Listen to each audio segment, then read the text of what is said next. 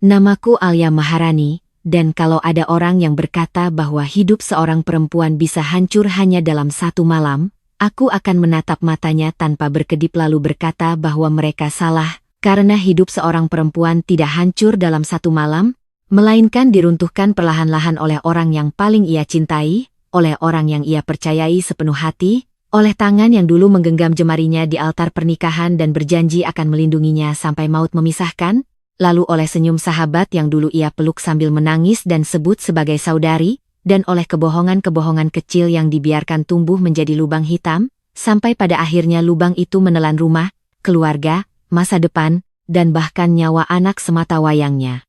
Aku dulu percaya pada rumah tangga, percaya pada pengorbanan, percaya bahwa setia akan dibalas setia, bahwa kerja keras akan dibalas ketenangan, bahwa seorang suami yang pernah berjuang dari nol bersamaku tak mungkin berubah menjadi iblis, tapi hidup rupanya punya cara yang sangat kejam untuk menertawakan keyakinan manusia. Aku menikah dengan Arga Pradipta saat usiaku 24 tahun, saat ia masih belum punya nama, belum punya perusahaan, belum punya mobil mewah, bahkan belum punya jas yang layak dipakai untuk menghadiri rapat. Ia hanya punya mimpi, tatapan penuh ambisi, dan mulut manis yang mampu membuatku yakin bahwa aku sedang memilih laki-laki terbaik di dunia. Saat itu aku bekerja di kantor notaris ayahku, sementara Arga merintis bisnis distribusi bahan bangunan bersama dua rekannya. Modal awal sebagian besar berasal dari tabunganku, dari emas milik ibu yang diam-diam kujual, dari rumah kontrakan kecil yang kuikhlaskan untuk dijadikan jaminan pinjaman, dan dari tenaga serta waktu yang nyaris tak pernah kuhitung. Siang aku membantu ayah di kantor, malam aku menyusun proposal, membuat pembukuan, menghubungi klien-klien yang bahkan tak mau menerima telepon Arga, dan saat Arga lelah, marah, putus asa, aku yang memijat bahunya sambil berkata bahwa suatu hari nanti kami akan menertawakan masa sulit ini bersama. Aku mengandung Kirana di tahun kedua pernikahan kami, tepat ketika bisnis Arga mulai menunjukkan hasil. Orang-orang memujinya sebagai laki-laki pekerja keras, visioner, cerdas membaca peluang. Mereka tak pernah tahu bahwa banyak kontrak besar jatuh ke tangannya karena aku yang meyakinkan beberapa klien lama ayah, aku yang menutup lubang-lubang administrasi yang hampir menyeret perusahaannya ke masalah hukum, aku yang menahan diri untuk tidak menuntut apapun saat saham perusahaan atas saran akuntan didaftarkan lebih banyak atas nama Arga agar lebih praktis dan efisien. Aku bodoh waktu itu, tapi kebodohanku lahir dari cinta. Itu sebabnya aku tak merasa sedang ditipu ketika segala sesuatu perlahan-lahan dipindahkan atas nama suamiku. Aku merasa sedang membangun keluarga. Aku merasa sedang menanam pohon yang buahnya kelak akan kami nikmati bersama anak kami. Kirana lahir dengan mata bulat seperti milikku dan lesung pipi seperti ayahnya. Arga menangis saat pertama kali menggendongnya, dan malam itu ia bersumpah di samping ranjang rumah sakit bahwa ia akan menjadi ayah terbaik di dunia. Aku percaya. Lagi-lagi aku percaya. Tahun-tahun berikutnya berjalan seperti mimpi yang terlihat sempurna dari luar. Kami pindah ke rumah besar 2 lantai di kawasan elit. Aku berhenti bekerja di kantor ayah dan fokus mengurus rumah serta sesekali membantu urusan legal perusahaan jika dibutuhkan. Arga semakin sukses. Majalah bisnis lokal memuat fotonya. Ia mulai menghadiri banyak gala dinner, seminar, rapat luar kota. Aku tak pernah terlalu mencurigai kesibukannya karena memang bisnisnya berkembang pesat.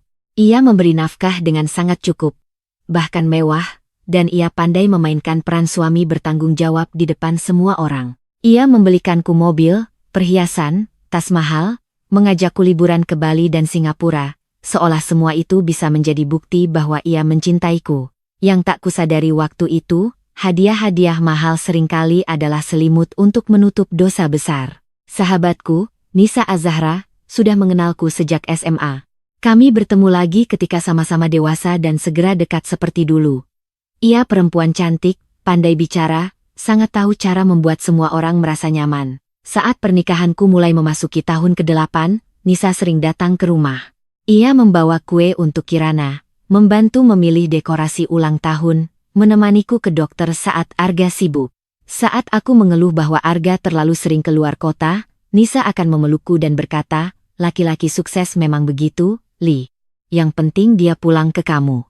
Kalimat itu dulu menenangkanku. Sekarang aku tahu, mungkin ia mengatakannya sambil membayangkan wajah Arga di atas bantalnya sendiri. Tanda-tanda pertama sebenarnya sudah ada. Arga mulai lebih menjaga penampilan, mengganti parfum, memutihkan gigi, rajin olahraga, dan lebih sering tersenyum pada ponselnya. Kalau aku bertanya, ia menjawab datar. Tim marketing ribut terus di grup. Kalau aku mendekat saat ia membalas pesan, layar itu segera dikunci. Aku mencoba meyakinkan diri bahwa aku hanya terlalu sensitif.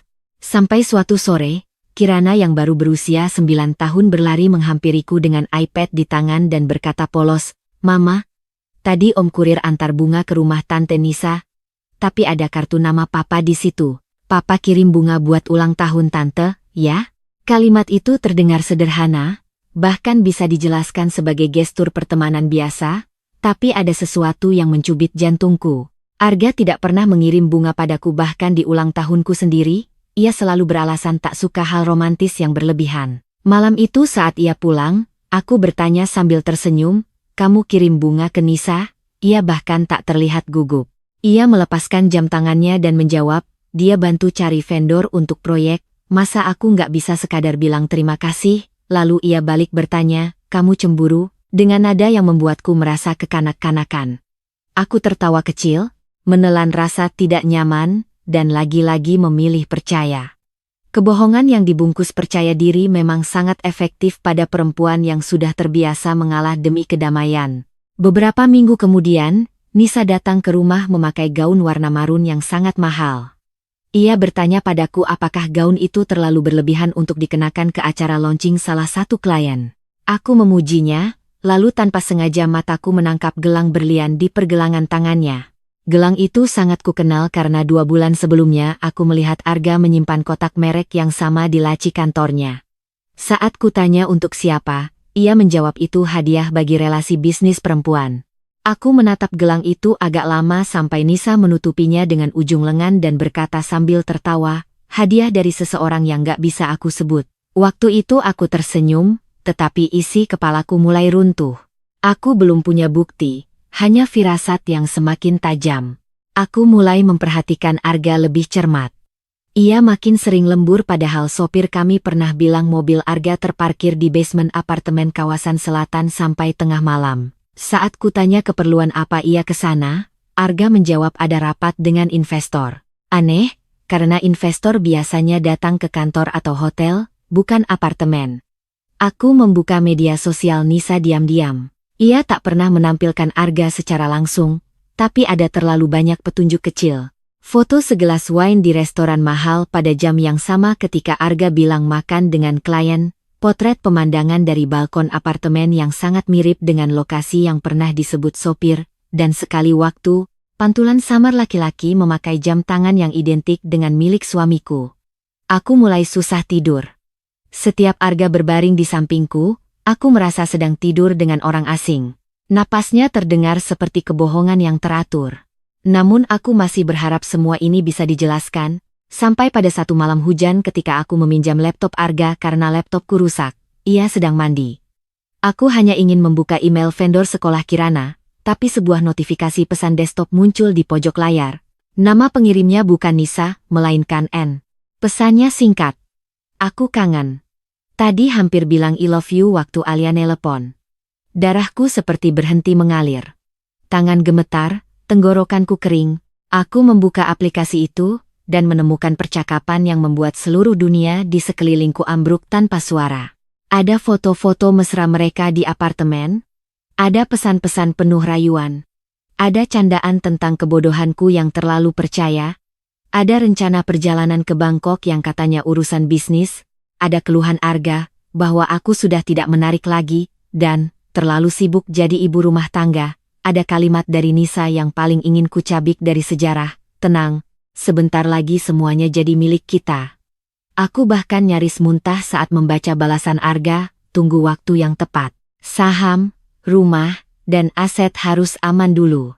Saat pintu kamar mandi terbuka, aku masih memegang laptop itu. Arga membeku beberapa detik ketika melihat wajahku. Aku melempar laptop itu ke ranjang dan bertanya dengan suara yang tak kukenali, "Sudah berapa lama?" Ia tidak meminta maaf. Ia tidak menyangkal. Ia justru mendekat dengan ekspresi dingin dan berkata, "Kamu buka privasi aku." Saat itulah aku tahu, laki-laki yang kucintai sudah benar-benar mati. Yang berdiri di depanku hanyalah seorang predator yang merasa terusik karena topengnya dibuka. Aku tertawa sambil menangis, menamparnya sekeras mungkin, dan berteriak sampai Kirana terbangun dan berlari ke kamar. Anak itu berdiri di ambang pintu dengan wajah takut, memeluk boneka kelincinya. "Mama," katanya pelan. Aku segera memeluknya. Sementara Arga berdiri dengan rahang mengeras, lebih marah karena aku membuat keributan daripada karena perselingkuhannya terbongkar. Malam itu aku mengunci diri di kamar tamu bersama Kirana. Nisa menelepon berkali-kali, lalu mengirim pesan seolah dirinya korban, mengatakan semua ini tidak sesederhana yang kulihat, mengatakan bahwa ia mencintai Arga, bahwa cinta tak bisa disalahkan. Aku membalas satu kalimat. "Mulai sekarang kamu bukan apa-apa selain perempuan murahan yang menusuk sahabatnya sendiri." Ia tidak pernah membalas lagi, tetapi perang sesungguhnya baru dimulai. Keesokan paginya, Arga duduk di ruang makan seperti sedang membahas kontrak, bukan penghancuran sebuah rumah tangga. Ia berkata ia ingin kami bercerai baik-baik. Ia menyebut hubungannya dengan Nisa sebagai sesuatu yang sudah terlanjur dalam. Aku nyaris menertawakannya. Selingkuh selama 2 tahun disebut terlanjur dalam, seolah itu kecelakaan, bukan pilihan. Aku mengatakan aku akan menuntut hakku dan hak Kirana. Arga menatapku dengan senyum tipis yang dulu membuatku jatuh cinta, kini membuatku muak. "Hak?" katanya, "kamu nggak kerjali, semua atas nama aku, jangan bikin ini susah." Aku tertegun. Untuk pertama kali aku melihat dengan sangat jelas betapa terencananya semua ini. Ia tidak hanya mengkhianati cintaku, ia juga menyiapkan panggung agar aku jatuh tanpa pegangan. Ayahku yang sudah pensiun marah besar saat tahu kabar itu. Ia menyuruhku mengumpulkan semua dokumen lama, bukti kontribusiku pada bisnis awal Arga, catatan transfer, email proposal yang kususun, perjanjian pinjaman atas rumah kontrakan, dan semua hal yang bisa menunjukkan bahwa aku ikut membangun kekayaan itu. Aku pun menemui pengacara terbaik yang direkomendasikan ayah. Namun rupanya Arga bergerak lebih cepat. Beberapa dokumen penting menghilang dari brankas rumah.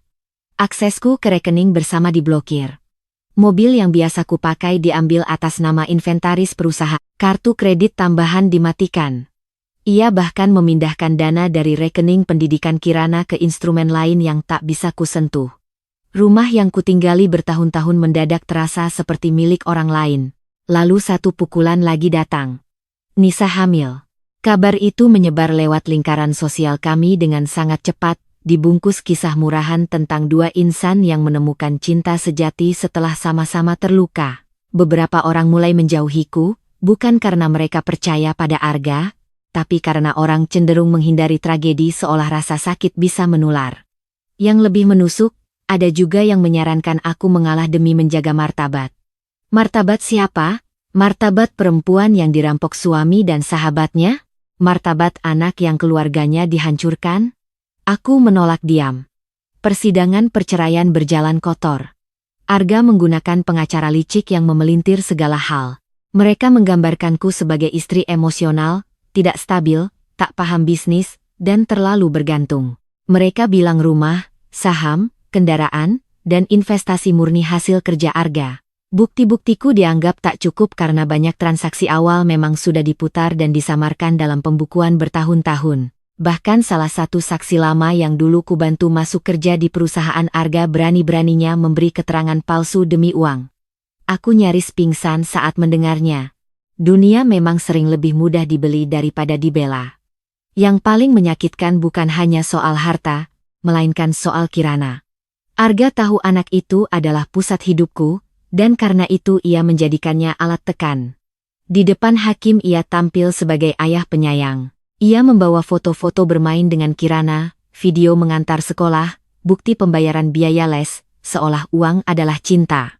Aku ingin berteriak bahwa ayah yang baik tidak meniduri sahabat istrinya sambil menertawakan ibunya, tetapi pengadilan bukan tempat untuk teriakan hati, melainkan permainan bukti, citra, dan strategi.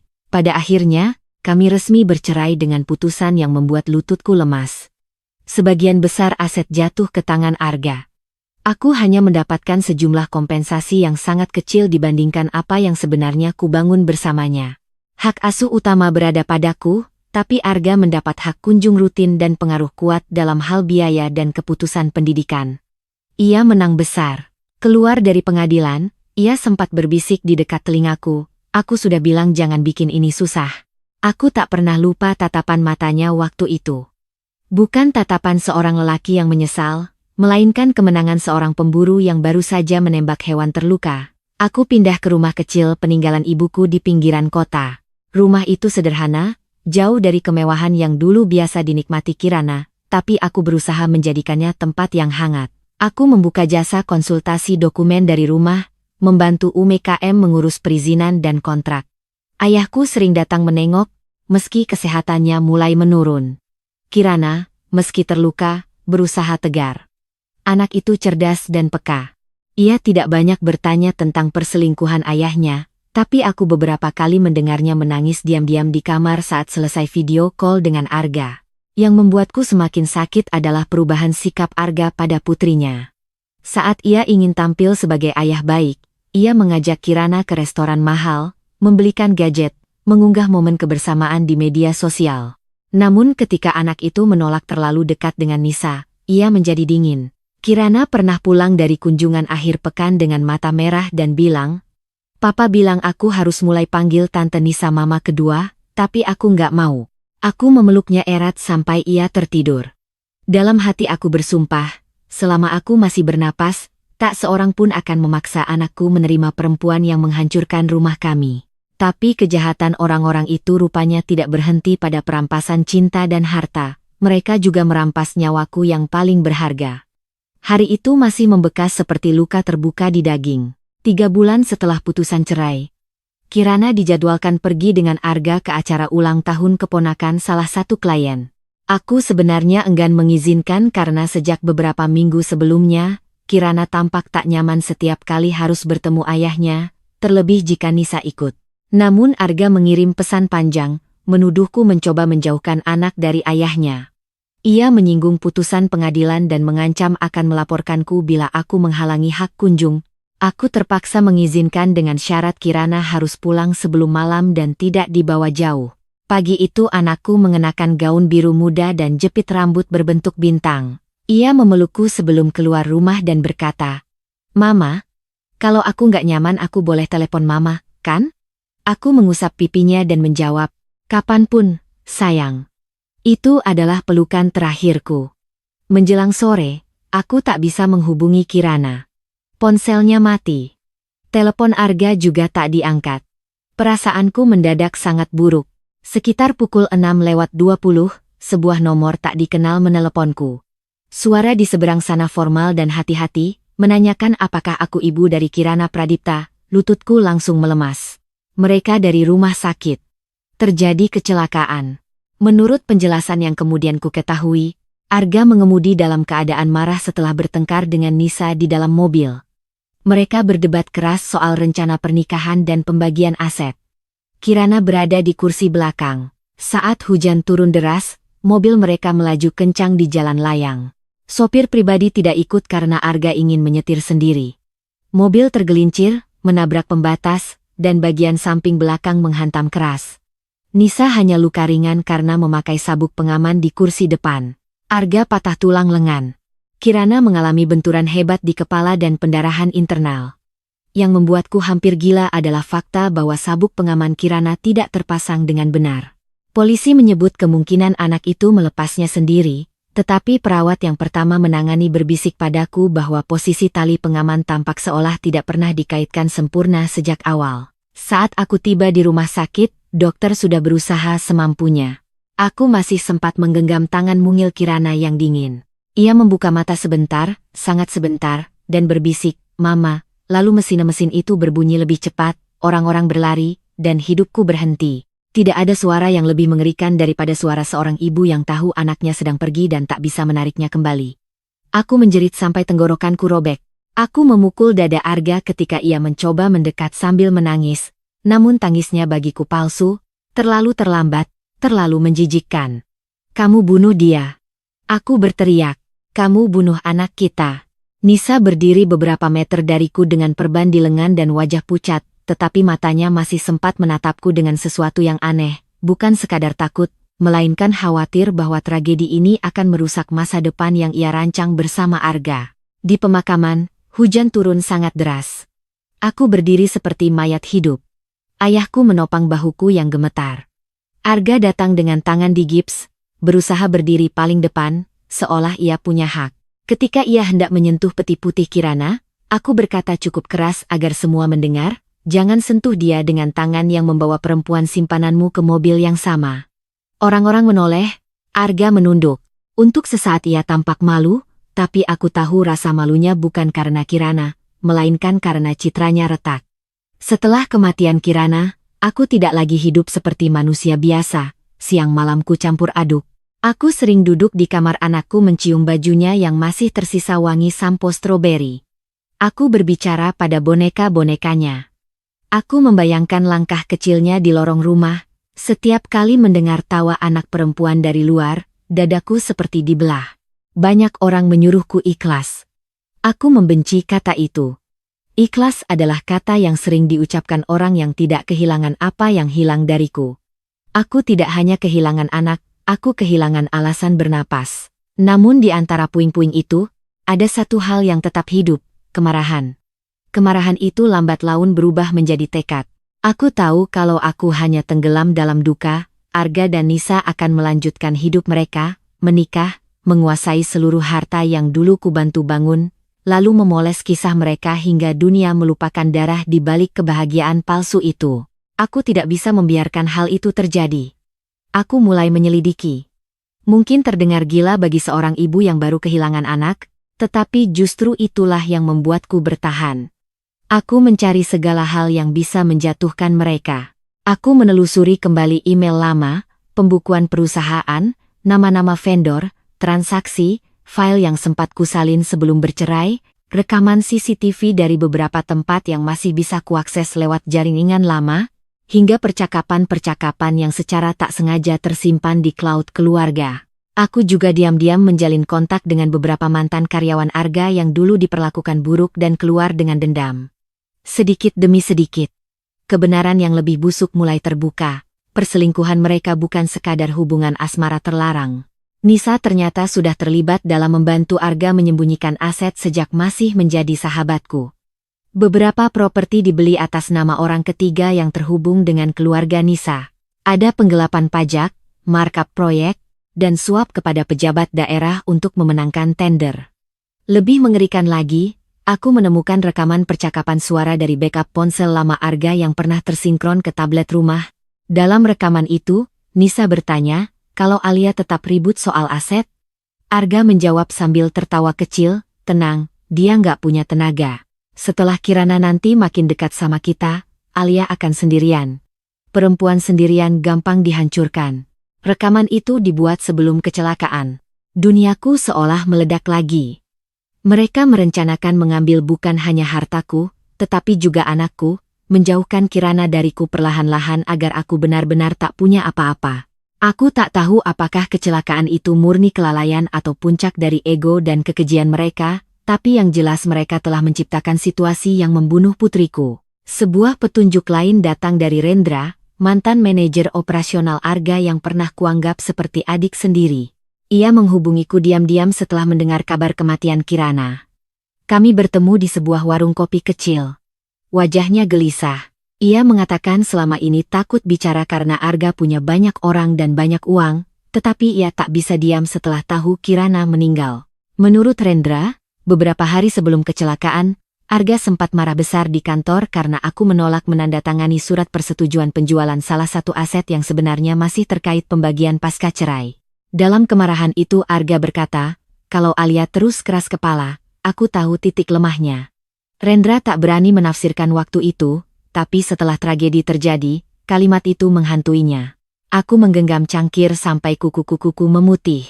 Rendra lalu memberikan salinan dokumen internal perusahaan, pembayaran mencurigakan, invoice fiktif, dan satu video dari kamera gudang tempat Arga bertemu seorang broker. Video itu mungkin tidak langsung berkaitan dengan Kirana, tapi cukup untuk membuka pintu penyelidikan pidana bila diserahkan dengan tepat. Aku menyimpan semuanya. Aku tidak mau bergerak setengah-setengah. Aku ingin mereka jatuh sekali dan tak bangun lagi. Orang mengira balas dendam selalu dilakukan dengan pisau, racun, atau teriakan di depan umum. Mereka salah. Balas dendam terbaik adalah menunggu orang yang merasa menang terus membangun menara kesombongannya, lalu meruntuhkan fondasinya di saat paling gemerlap, ketika semua mata menyaksikan dan tak ada tempat bagi mereka untuk bersembunyi. Aku tahu dari media sosial dan obrolan sosialita bahwa Arga akan menikahi Nisa 6 bulan setelah kematian Kirana. 6 bulan. 6 bulan setelah putriku dikubur, mereka berani merancang pesta mewah. Mereka menamai acara itu sebagai perayaan cinta baru dan lembaran hidup baru.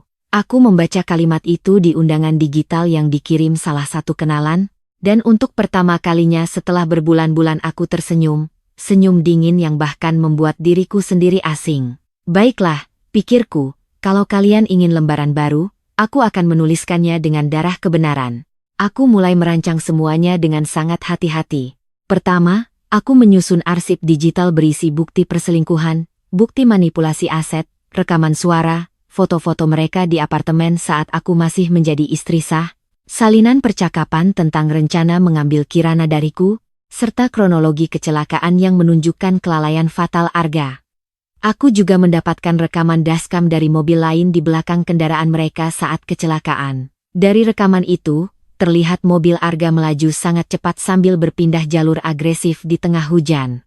Kedua, aku berkonsultasi diam-diam dengan seorang jurnalis investigasi yang pernah menjadi klien ayah.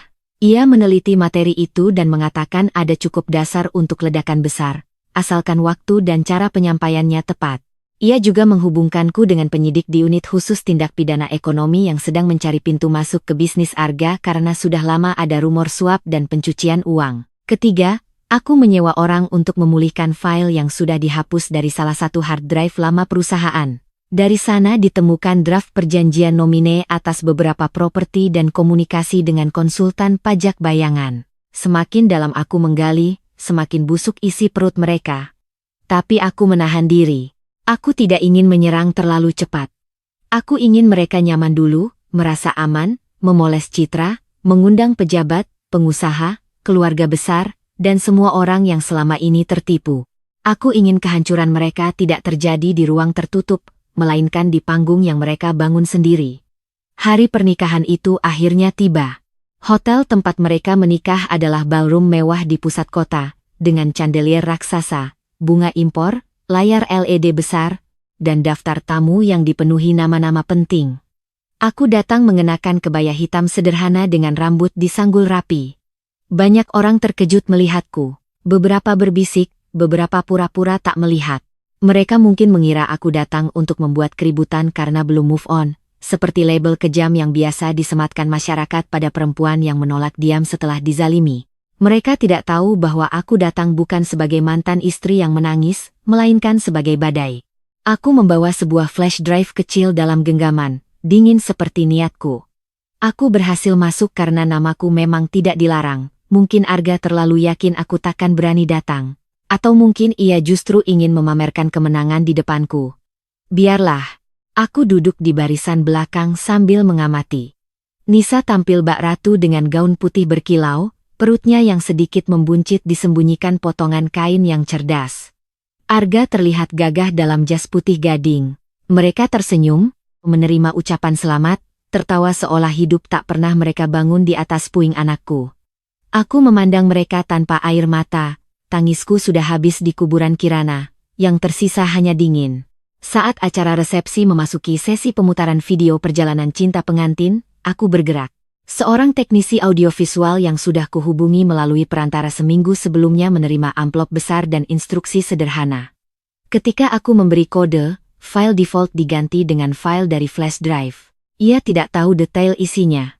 Yang ia tahu hanya bahwa ini surprise keluarga. Aku berdiri perlahan saat MC mengumumkan, "Mari kita saksikan kisah cinta Arga dan Nisa." Lampu diredupkan, layar raksasa menyala. Musik romantis mulai terdengar. Lalu, tepat setelah 3 detik pertama, layar itu berubah. Bukan montage prewedding di pantai, melainkan foto pernikahanku dengan Arga 10 tahun lalu. Suara gaduh kecil terdengar. Lalu satu persatu gambar berganti. Aku dan Arga membangun kantor pertama, aku hamil Kirana. Nisa tersenyum di ulang tahun anakku, Arga memeluk Kirana. Setelah itu muncul teks besar, inilah kisah sebenarnya di balik pesta ini. Ballroom mendadak hening. Musik mati. Aku berdiri di tengah lorong. Wajah Arga berubah pucat. Nisa memegang lengannya. Video terus berjalan. Tampil tangkapan layar percakapan mesra mereka saat aku masih menjadi istri sah. Ada tanggal, ada kalimat-kalimat cabul, ada candaan tentang kebodohanku. Beberapa tamu menutup mulut. Ada yang langsung mengambil ponsel merekam layar. Lalu muncul foto-foto mereka di apartemen, di hotel, di Bangkok. Semuanya bertanggal sebelum perceraian. Suara rekaman mereka terdengar memenuhi ruangan. Sebentar lagi semuanya jadi milik kita. Tunggu waktu yang tepat. Saham, rumah, dan aset harus aman dulu. Desis kaget menjalar di seluruh ballroom. Keluarga Nisa saling menatap. Ibunya tampak hampir pingsan. Tapi aku belum selesai. Video berikutnya menampilkan dokumen aliran dana, properti atas nama pihak ketiga, invoice fiktif, dan grafik sederhana yang menjelaskan bagaimana aset keluarga dipindahkan dan disembunyikan. Nama-nama perusahaan cangkang muncul jelas. Para tamu yang paham bisnis langsung tahu ini bukan sekadar drama rumah tangga. Ini kejahatan. Suara bisik berubah menjadi hiruk-pikuk panik. Seorang pria yang kukenal sebagai salah satu partner bisnis Arga berdiri dari kursinya dengan wajah marah. Namun pukulan terakhir adalah bagian tentang Kirana. Layar menampilkan foto putriku tersenyum mengenakan gaun biru di pagi hari sebelum kecelakaan. Aku mendengar seseorang di sisi kiri mulai menangis. Lalu muncul rekaman dashcam mobil Arga yang melaju ugal-ugalan di tengah hujan. Disusul teks. Di dalam mobil ini ada anak perempuan 9 tahun bernama Kirana, ia meninggal beberapa jam kemudian. Setelah itu terdengar cuplikan rekaman suara Arga. Setelah Kirana nanti makin dekat sama kita, Alia akan sendirian. Perempuan sendirian gampang dihancurkan. Suasana ballroom seperti ditimpa petir. Tidak ada lagi yang bisa berpura-pura ini hanya urusan mantan istri cemburu. Ini wajah asli dua manusia yang sedang berdiri di pelaminan. Nisa menjerit, matikan, matikan sekarang. Arga berlari ke arah teknisi, tapi video tetap berjalan beberapa detik lagi, menampilkan fotoku bersama Kirana dengan tulisan penutup, kalian boleh merebut rumah, uang, dan nama baikku. Tapi kalian tidak akan lolos setelah merenggut anakku. Hari ini semua orang melihat kalian apa adanya. Lalu layar menjadi hitam. Sunyi yang mengikuti lebih mengerikan daripada keributan apapun. Aku melangkah ke depan sebelum pengawal hotel sempat bereaksi. Suaraku tenang, jauh lebih tenang daripada yang diharapkan siapapun. Selamat atas pernikahannya, kataku. Semoga kalian bahagia dengan darah di tangan kalian. Nisa gemetar sambil memegangi gaunnya. Arga menatapku seperti hendak membunuh. Kamu gila, bentaknya. Ini fitnah. Aku tertawa pendek. Fitnah. Aku mengangkat ponselku. Salinan semua bukti sudah dikirim ke penyidik, wartawan, dan beberapa partner bisnis yang duduk di sini, termasuk rekaman dan dokumen asli. Wajahnya seketika hancur. Di saat yang sama, pintu ballroom terbuka. Beberapa orang berpakaian resmi masuk bersama petugas keamanan hotel. Aku tak pernah melupakan ekspresi Arga saat melihat mereka. Itu bukan lagi marah, melainkan panik telanjang. Salah satu penyidik mendekat dan menyebut namanya dengan tegas, meminta ia ikut untuk pemeriksaan terkait dugaan penggelapan pajak, penipuan, dan pencucian uang. Tamu-tamu mundur memberi jalan. Kamera ponsel terangkat di mana-mana. Nisa memegang lengan Arga sambil menangis histeris, tapi seorang petugas meminta ia tenang karena namanya juga tercantum dalam dokumen. Di tengah kekacauan itu, Arga benar-benar melakukan sesuatu yang mungkin takkan pernah kulupa sampai mati, ia berlutut di depanku. Di depan semua orang. Jas putihnya menyentuh lantai ballroom yang penuh serpihan harga diri. Alia, tolong. Katanya dengan suara pecah, jangan lakukan ini. Tolong. Kita bisa bicara. Demi anak. Kalimat itu membuat darahku mendidih. Demi anak? Ia berani menyebut anak setelah mengemudi seperti orang gila dengan perempuan simpanannya di samping dan putrinya di belakang tanpa sabuk pengaman terpasang benar? Aku menatapnya tanpa belas kasihan. Jangan pernah sebut anakku dari mulutmu, kataku pelan, tapi setiap orang bisa mendengarnya. Saat Kirana memanggil Mama di rumah sakit, kamu di mana? Saat dia takut dipaksa menerima pelacur ini sebagai ibu kedua, kamu di mana? Saat kamu mengalihkan hartaku, merencanakan hidup baru, dan membawa dia dalam mobil itu, kamu di mana? Arga menangis. Ya, akhirnya ia menangis. Tapi tangis lelaki seperti dia bukan penyesalan. Itu hanya reaksi tubuh saat kekuasaan direnggut. Aku minta maaf, katanya. Aku salah. Aku hilaf. Aku mendekat sedikit, cukup agar ia melihat mataku yang sudah lama kosong dari kelembutan untuknya. Hilaf itu lupa ulang tahun, Arga. Hilaf itu salah kirim pesan. Yang kamu lakukan adalah menghancurkan hidup seseorang dengan sadar, selapis demi selapis, lalu membunuh harapan terakhirnya. Dan untuk itu, aku tidak akan pernah memaafkanmu. Kata-kata itu jatuh seperti palu. Nisa tiba-tiba berteriak memaki aku, menyebutku perempuan pendendam, sinting, tak bermartabat. Aku menoleh padanya. Moral tidak pernah cocok di mulutmu, Nisa. Kamu tidur dengan suami sahabatmu, merencanakan mengambil anaknya, memakai hartanya, lalu datang ke pemakaman putriku dengan wajah pura-pura sedih. Bahkan setan pun mungkin malu berdiri di sampingmu. Beberapa tamu perempuan yang dulu tampak netral kini memandang Nisa dengan jijik terang-terangan. Ibunya sendiri menangis tertunduk. Ayah Nisa mencoba bicara dengan penyidik, tapi mereka tak menggubris. Malam itu pesta mewah berubah menjadi eksekusi publik. Video tersebar di media sosial hanya dalam hitungan menit. Nama Arga Pradipta dan Nisa Az-Zahra menjadi trending. Portal berita memuat judul-judul panas tentang skandal perselingkuhan, dugaan korupsi bisnis, dan tragedi kematian anak di balik pernikahan glamor. Orang-orang yang dulu memuja mereka kini mendadak menjaga jarak. Partner bisnis mulai membatalkan pertemuan. Investor menarik dukungan, rekening perusahaan dibekukan sementara untuk audit. Kantor-kantor anak usaha didatangi petugas. Seorang komisaris yang selama ini diam memilih menyelamatkan diri dengan membuka data tambahan. Semua yang kususun mulai bergerak seperti efek domino. Bukan karena aku punya kuasa besar, melainkan karena kesombongan Arga selama bertahun-tahun telah menumpuk terlalu banyak dosa yang menunggu satu percikan untuk meledak. Setelah malam itu, aku pulang ke rumah kecilku dan untuk pertama kalinya sejak kematian Kirana, aku tidur tanpa mimpi buruk. Bukan karena rasa sakit hilang. Rasa sakit takkan pernah hilang. Tapi setidaknya aku tahu mereka akhirnya mulai membayar. Beberapa minggu berikutnya dipenuhi pemeriksaan, wawancara, dan gugatan baru. Pengacara Arga mencoba menyuap, mengancam, dan membujukku agar mencabut laporan atau setidaknya meredam pernyataan. Mereka bilang demi kebaikan semua pihak. Mereka bilang publikasi berlebihan bisa merusak banyak orang. Aku tersenyum mendengar itu. Saat hidupku dirusak, tak ada yang bicara tentang kebaikan semua pihak. Kini ketika para pelaku mulai tercekik, mereka mendadak ingin bicara damai. Tidak, aku tidak lagi bermain dengan aturan yang hanya melindungi penjahat. Aku bekerja sama penuh dengan penyidik. Semua dataku serahkan. Jurnalis investigasi yang kubantu juga menurunkan laporan mendalam tentang skema bisnis kotor Arga. Nama-nama lain ikut terseret. Sejumlah pejabat panik. Beberapa bukti memang sulit menghubungkan kematian Kirana sebagai pembunuhan terencana, tetapi kelalaian berat Arga dalam kecelakaan dibuka kembali. Dengan tekanan publik yang besar, dan temuan baru soal rekaman, status penyelidikan dinaikkan. Aku tidak peduli apakah hukum nanti menamainya kelalaian yang menyebabkan kematian atau kejahatan lain. Bagiku, satu hal tak berubah.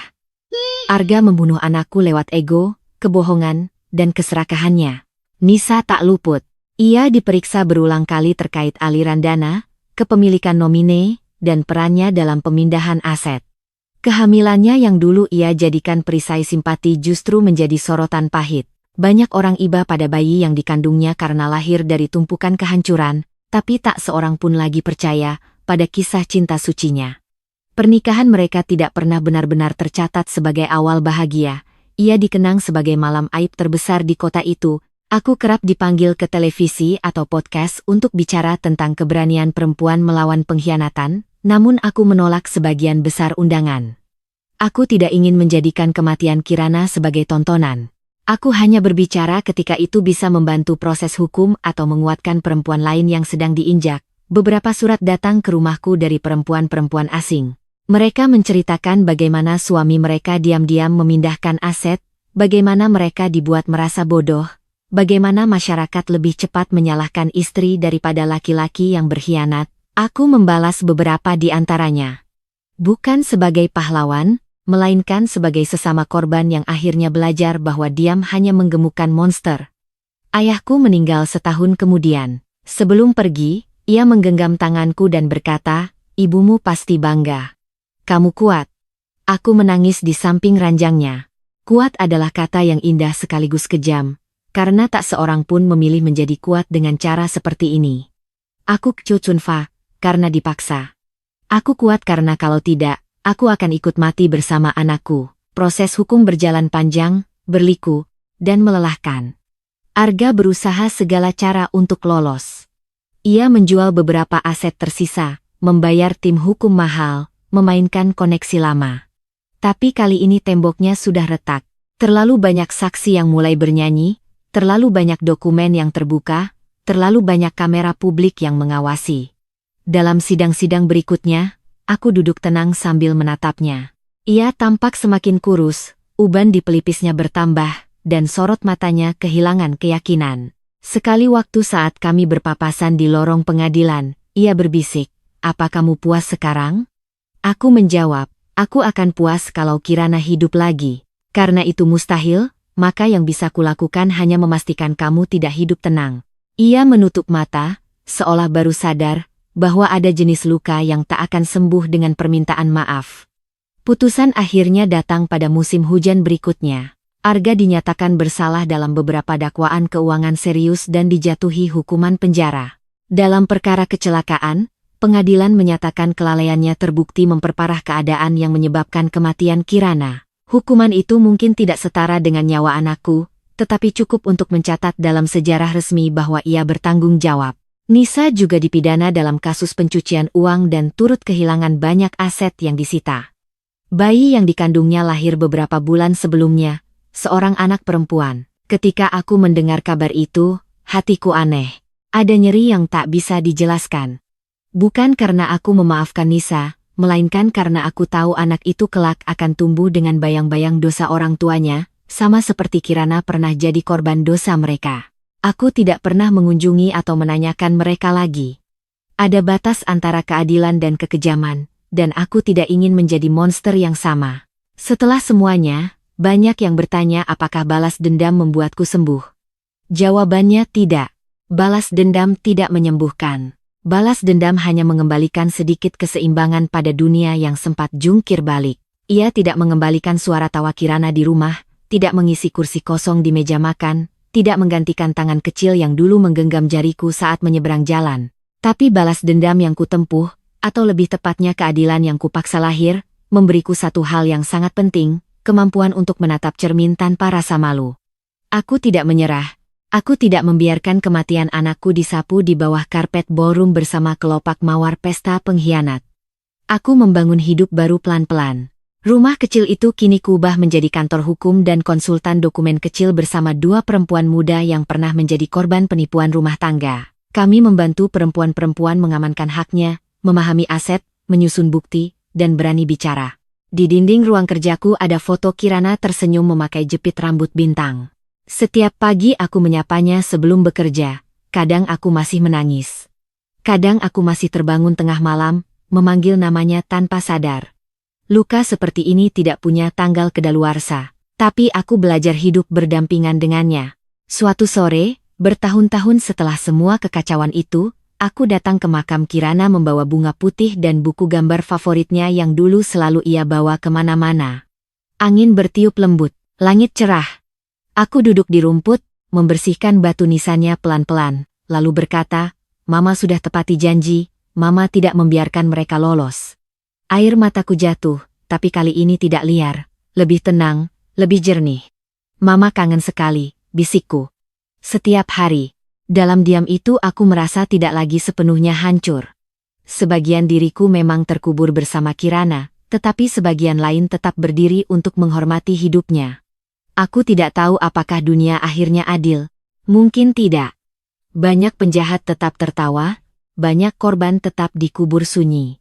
Namun setidaknya dalam kisahku, dua orang yang mengira bisa menulis ulang kebenaran akhirnya dipaksa membaca naskah asli di depan semua orang. Dan kalau ada satu hal yang ingin kuwariskan dari semua ini, itu adalah bahwa perempuan yang dikhianati bukan perempuan lemah, perempuan yang kehilangan bukan perempuan selesai, dan ibu yang anaknya direnggut bisa berubah menjadi kekuatan paling mengerikan ketika cinta di dadanya dipaksa berubah menjadi perang. Namaku Alia Maharani. Aku pernah menjadi istri yang bodoh karena terlalu percaya, sahabat yang dibohongi, perempuan yang dirampok hartanya, ibu yang anaknya dibunuh oleh kelalaian dan keserakahan. Tapi aku bukan korban selamanya. Pada hari mereka berdiri di pelaminan, merasa akhirnya menang, aku datang membawa kebenaran, dan seluruh aula membeku. Ia berlutut, memohon, menangis, menyebut maaf, seolah kata itu punya nyawa. Namun ada dosa yang tidak dibersihkan dengan air mata. Ada kejahatan yang tidak diputihkan oleh pesta mewah. Ada nama anak yang terlalu suci untuk dijadikan alat tawar. Maka aku menatap laki-laki yang pernah kucintai itu, laki-laki yang sudah menghancurkan rumahku, mencuri masa depanku, dan mengubur putriku. Lalu aku memberikan jawaban yang akan terus menghantuinya lebih lama daripada hukuman penjara manapun. Aku tidak akan pernah memaafkanmu, dan aku akan memastikan setiap langkahmu setelah ini selalu melewati bayangan anak yang kau bunuh.